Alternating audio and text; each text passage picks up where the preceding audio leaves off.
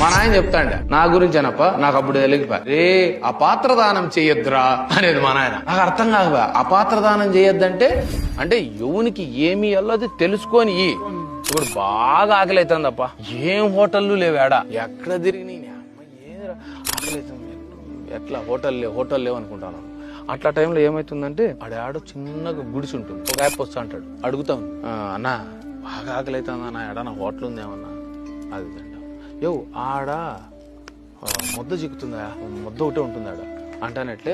నిజంగా ఆకలి లేనివాడు ఏం చేస్తాడు చెప్పు, పరిగెత్తిపోయి ఫస్ట్ ఆ ముద్ద తినా టకటక. ఒక ముద్ద తింటావో 2 ముద్దలు తింటావో, అబ్బా కడుపు ఆకలి తీరాలి తినేస్తావు. అంతేగాని నీ జతలో వచ్చినోడు ఉంటాడు, వానికి అంత ఆకలి ఏం లేదు. ఏం ముద్ద ఏం తింటావులే, బిర్యానీ అయితేనే చూద్దాము అని బిర్యానీ అంట. ఆకలి అయి నువ్వు ముద్ద తినేస్తాడు, వాడు బిర్యానీ కావాలంట. వానికి సరిగ్గా తగల్లే అరట, వానికి తగిలింది అనుకో బిర్యానీ అంగడి ఆడ లేదు.